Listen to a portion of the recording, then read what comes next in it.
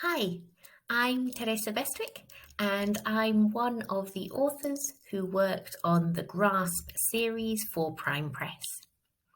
In this presentation, I'm going to be explaining the key features of GRASP, and I'll take you on a walkthrough of one of the units of the B1 Plus book so you can get an idea of the content that you can expect. Just before we get started, a little bit of information about me. I've been teaching for over 20 years and I've always enjoyed working with teenagers. So having the opportunity to author the type of content that I would want to use with my own students was an absolute joy. And I really feel proud of the type of material that you can find in GRASP. It really is a book that I would love to use with my own students. I'm originally from the UK, but I've been based in Spain for those 20 years that I've been teaching. And as well as teaching teens, I also enjoy working with adults, and I'm very keen on teacher development as well. Okay, so without further ado, let's crack on with our chat about GRASP.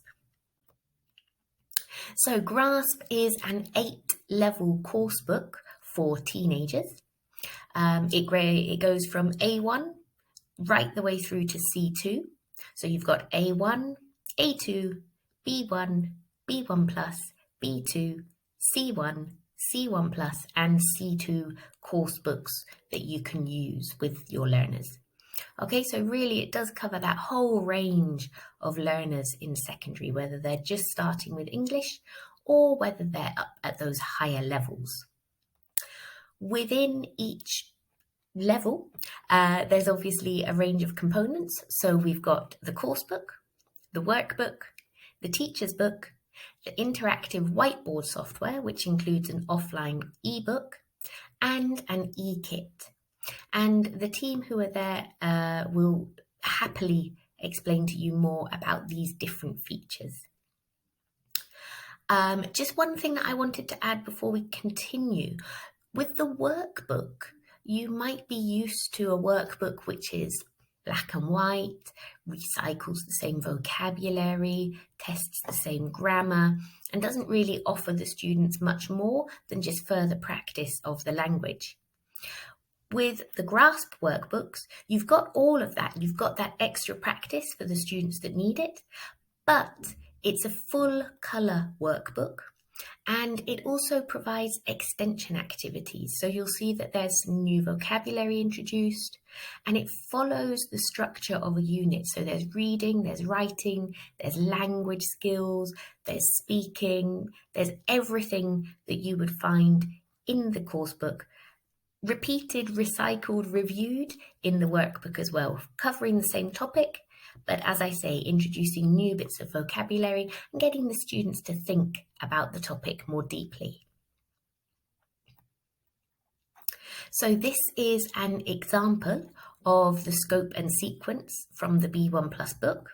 Obviously, it's a little difficult for you to read, and it's not all there. So you can see here that we've got 3 themes and 6 units.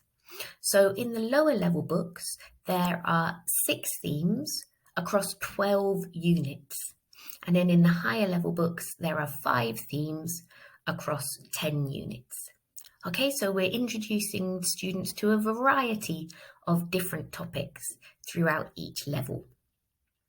You'll see as well that it covers all the skills: reading, writing, listening, speaking, as well as including work on vocabulary, grammar, and what we call language skills. And I'll get to that in a bit more detail when we have the walkthrough. Just to say that all of the activities that you're going to see in this walkthrough, in this presentation, they all come from the B1 Plus book from Unit 2. So you can really get an idea of the range of activities that we include in each unit. And you'll also see on the far right here in the scope and sequence that we have a CLIL unit every 2 lessons. So that's content language integrated learning. And these are lessons where we work on history, geography, science, psychology, a range of different topics throughout the series, to get the students integrating English with other subjects. As I've said, GRASP is a course book for teenagers, for adolescents, and you'll notice that all of the topics, all of the images, all of the content is thoroughly age appropriate. It's also a very international book, but it's culturally sensitive. So it includes topics that you, your teachers, and your students and their parents will be happy working with. Another key feature of GRASP, which I absolutely love, is personalization. I think that personalization of the language of the topic really helps to involve the learners in the language learning process, and it helps them create more meaningful connections to the language. So you'll see that throughout the unit, there are lots of activities where students are encouraged to discuss their ideas and their opinions. And as well, through the language activities, whether it's the grammar or the vocabulary, we also include personalization so that they can use the new structures and the new vocabulary in a meaningful way. There's also a really strong balance between accuracy and fluency throughout the units. So with the grammar units, you'll see that there is a strong focus on accuracy with controlled practice activities to get the students understanding and using the language carefully. But then there are also freer practice activities where they can work on their fluency and, as I say, use the language in a way that's meaningful and personalized to them. Another key feature of the GRASP series is our fantastic 21st century skills. And you'll see that we focus mainly on the 4 C's: communication, collaboration, critical thinking, and creativity.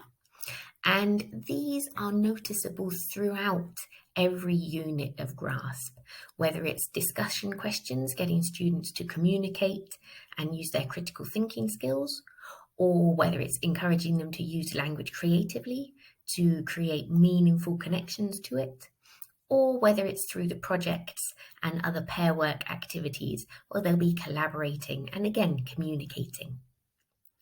For example, in this activity, which comes from the reading section, the students have to read the text and identify how these people could best learn a language.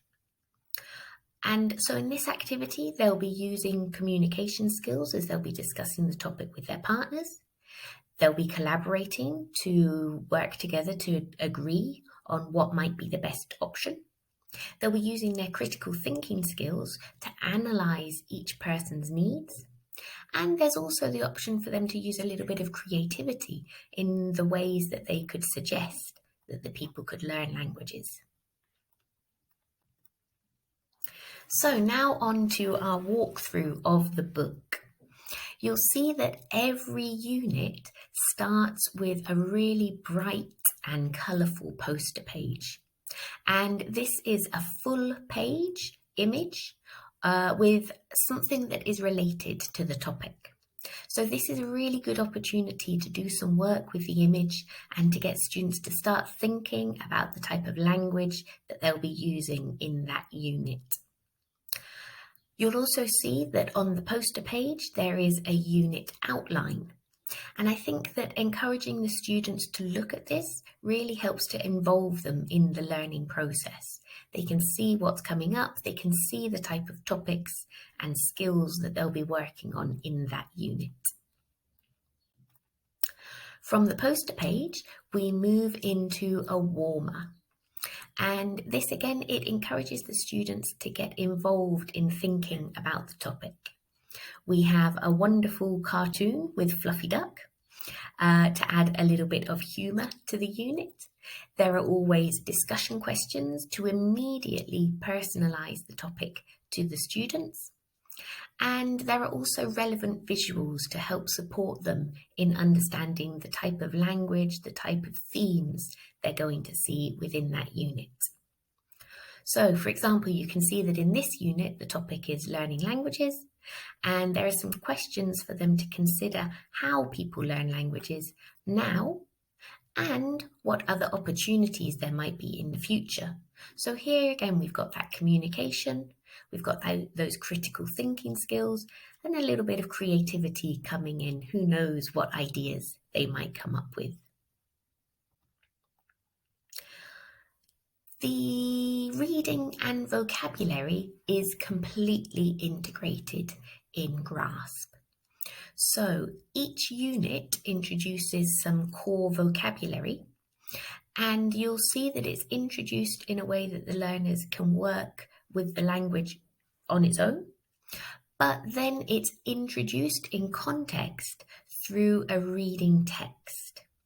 And the reading texts cover a variety of different genres that will be relevant and interesting to our teens, whether it's blog posts, online articles, emails, diary entries. We've really considered the type of content that our students might be reading. So again, we always start with some discussion questions at the beginning of the reading section. Then we work on the vocabulary. They see the vocabulary in context in the reading, and then there are some comprehension activities about the reading. And again, we encourage them to consider different reading skills, whether it's skimming and scanning, understanding language from context, or working on different features of understanding texts. Then there's another opportunity to use the vocabulary in a personalized way. So it's a little unclear here, but in exercise E at the bottom here, we have an activity where students complete the questions with vocabulary from that unit, and then they ask and answer in pairs. So they're getting that opportunity to use the vocabulary in a meaningful way. And then finally, we'll end that section with another discussion activity where they perhaps relate to the text or relate to the theme of the text. In the lower levels, there are 2 grammar sections per unit, Grammar 1 and Grammar 2. And these are introduced with an inductive approach. So the learners will often see examples of the structures of the language in context. And there are some comprehension questions for them to consider the meaning and also the form of the language. And then you'll see that in each of the grammar sections, we have a wide variety of controlled and freer practice activities. So there could be gap fill, there could be sentence ordering activities, there could be choosing the correct option, lots of different ways for the learners to practice the language in activities that focus on accuracy and also in fluency. So for example, here in the unit on comparatives, we've got some sentences for the students to look at, and then they can discuss whether those sentences are true for them. And with a more controlled practice activity, they can choose the correct intensifier. Moving on to the listening and language skills section. So again, this is very integrated. In each of the listening and language skills sections, you'll see that there's an everyday English box. And these include real phrases that students could use or that they might hear when they're watching TV or watching films in English. And this language is often introduced in the listening as well. So for example, here, we're going to listen to a conversation between Nazma and Faraz. And one of our tasks is to tick off the phrases that we hear. We're also practicing a variety of different listening skills, whether it's listening for gist or listening for detail. So it could be comprehension activities or identifying language in context. So there's a variety of different tasks that the students will complete throughout the book with to help develop their listening skills. And again, in all of the listening skills sections, there are always discussion activities to help personalise the topic to them. Moving on to the speaking section. Again, this will start with a discussion to personalise the context. And then one thing that I really appreciate about the speaking unit is that it always includes a model conversation. So students will hear the language that we're anticipating that they'll use in a model dialogue or in a monologue, some sort of context that's, again, topical and relevant to our teens' lives. We also then encourage them to use the language themselves through a variety of different tasks in a personalised way.